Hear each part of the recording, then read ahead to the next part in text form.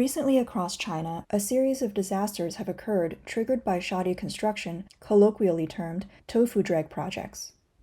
On September 13th, according to an announcement from the Jianyang City Transportation Bureau, a crane collapse occurred during the elevation process at the Jingzhenren Expressway Bridge project over the Tor River. This project was undertaken by the Second Navigational Engineering Bureau of China Construction Company. As of now, this tragedy has resulted in 6 deaths and 5 injuries. Footage from the scene reveals the crane's primary structure scattered on the ground. The videographer's trembling hands and exclamations underscore the shock of the moment. Netizens commenting on the event said, "Isn't this all due to multiple layers of subcontracting? A project initially costing 100,000 yuan could dwindle to just 10 or 20,000 by the time it reaches the hands of smaller contractors. These contractors then hire temporary workers unfamiliar with the operations, which leads to minor errors, resulting in catastrophes like crane collapses." In July 2023, a 32-story building in Xinhua, Hunan, experienced a massive exterior wall collapse. Bricks and tiles rained down like shrapnel, injuring 4 pedestrians below and damaging nearby vehicles. Footage captures pedestrians and vendors on the ground floor, including a woman riding an electric bike with a girl on the back. They narrowly escaped the falling debris, which looked like a missile strike. A close look at the video reveals exposed reinforcement bars from the structure's facade, raising grave concerns about the building's integrity.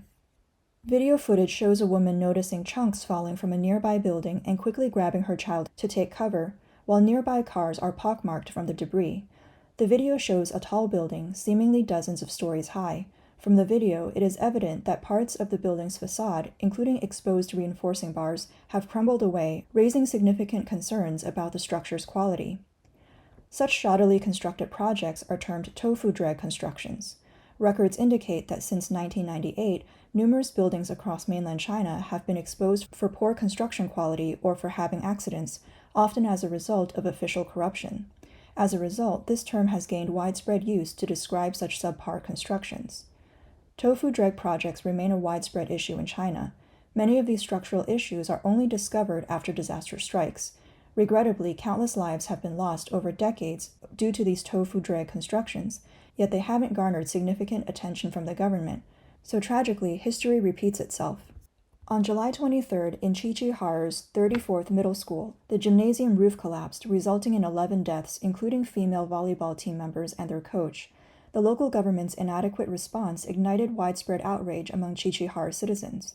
In the aftermath, locals spontaneously brought flowers and candles to the school's entrance in remembrance.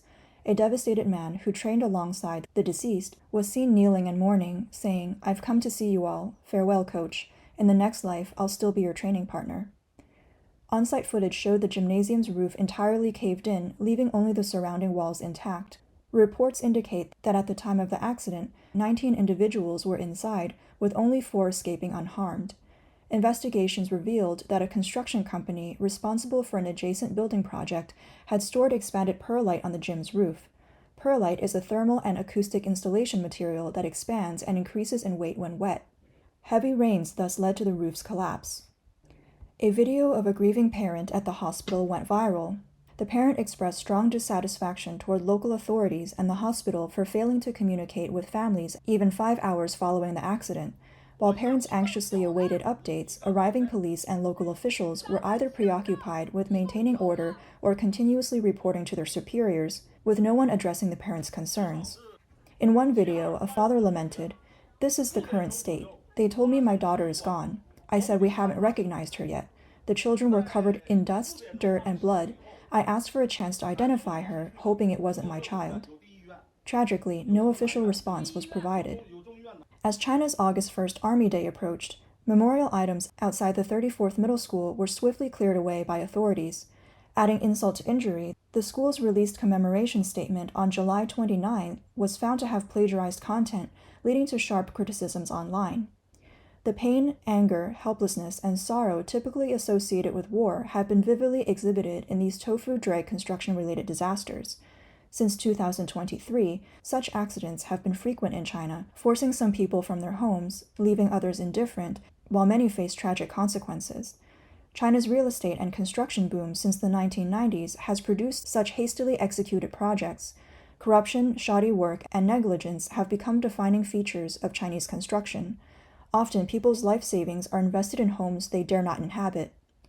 Tofu-Dreg constructions not only symbolize the subpar quality of Chinese infrastructure, but also emphasize the profound distrust between citizens and the government under the Chinese Communist Party's rule. This mistrust has been cultivated through a series of unfortunate events, including food safety scandals, teacher abuse cases, and state-sanctioned kidnappings. Modern China, under the CCP's reign, increasingly resembles a looming tofu-dreg construction waiting to collapse. This threat isn't confined to public facilities, but is also widespread in residential areas. In 2023, China witnessed its own version of the Leaning Tower of Pisa. In a video, a woman asks, using the electric pole as a reference, is this building leaning? It was indeed. According to reports from mainland media Daily Economic News, a significant land erosion incident occurred in Tianjin's Country Garden Phoenix Court community since May 31st, leading to numerous buildings leaning alarmingly with large visible cracks appearing on roads and sidewalks. Footage shows broken facades, with supporting columns collapsing. Extensive ground fractures are visible throughout the community. Most high-rise buildings are discernibly slanted. After the land eroded, roads were visibly elevated in places. Authorities asserted that after expert evaluation, the cause of the ground subsidence was attributed to a sudden geological disaster, possibly related to shallow soil erosion in the affected area, leading to foundation settling. Soon after shifting blame to natural disasters, the Daily Economic News removed all reports related to the Country Garden property, keeping only positive news about the development. Though officials attribute the housing issues to natural geological disasters, a comprehensive assessment is needed to discern whether the cause is natural or human-made. Local residents' footage revealed horizontal fractures in some buildings, suggesting that the safety concerns at Country Garden properties might stem from construction quality and geological survey discrepancies. A man in the video commented, "Country Garden's buildings are leaning and the roads have collapsed. When you see many high-rise buildings in your city, be wary. Many of these recent constructions might end up as building waste because they're the result of rapid turnarounds." What is a rapid turnaround? Data indicates that for Chinese real estate companies to maximize profits, efficient capital operation is essential. Country Garden, the developer in question, is renowned for its efficiency. For instance, the day a land parcel is acquired, the Design Institute must produce designs overnight. By the 4th month, properties are on the market for pre-sale, and by the 6th month, capital is reinvested. This fast-paced approach, often dubbed the 4-5-6 model, has resulted in reduced time for safety review, becoming a significant reason for foundational and structural issues. The haste applied to capital operations is mirrored in the construction process.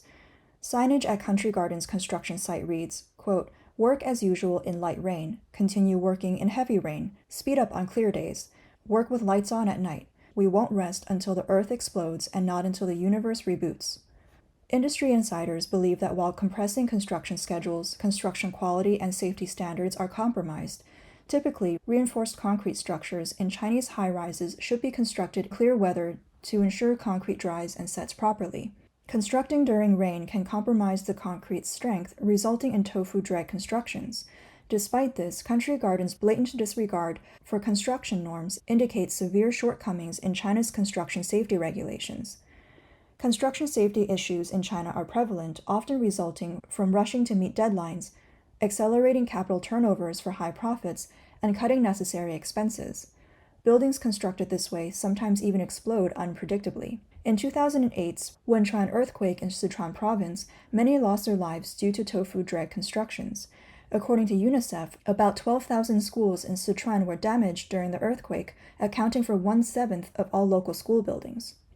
At the time, the Chinese government reported that only 5,000 students had died or were missing. Many doubted the statistics provided by the Chinese Communist Party and raised questions about their validity. According to RFI, 3 days after the Wenchuan earthquake, Sichuan writer and Chengdu environmentalist Tan Zuoren visited the devastated Beichuan Middle School and conceived the idea of investigating the quality of the school buildings. After more than 20 visits to the disaster area and conducting surveys with parents, he found that casualty rates among students in about 20 schools with collapsed structures reached a staggering 85%.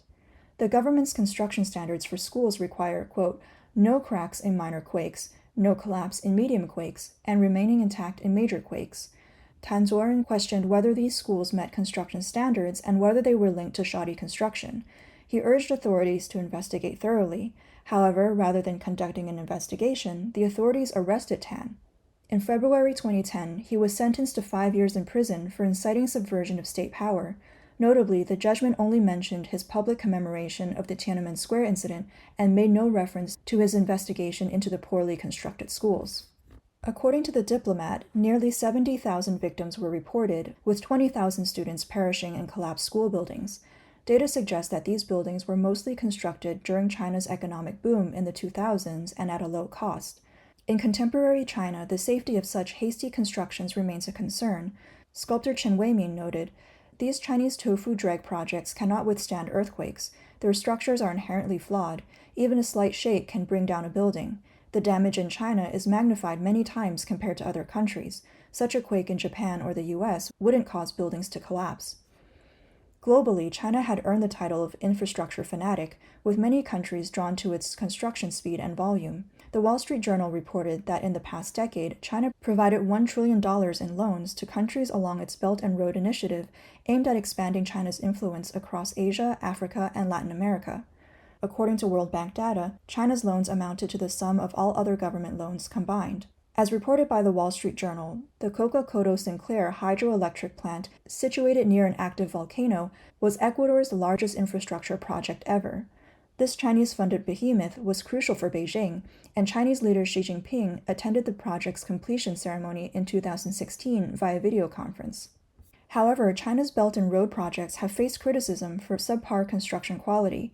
Ecuadorian government engineers have stated that the $2.7 billion Coca-Codo-Sinclair hydroelectric plant has thousands of cracks. Additionally, the Coca River's mountainous banks are eroding, threatening the dam. Concerns arose about the potential collapse of Ecuador's most significant power source. Increasingly, issues with Chinese construction projects are being exposed internationally.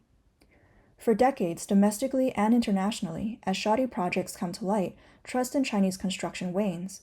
How much longer can the party's infamous Tofu-Dreg projects last on the international stage?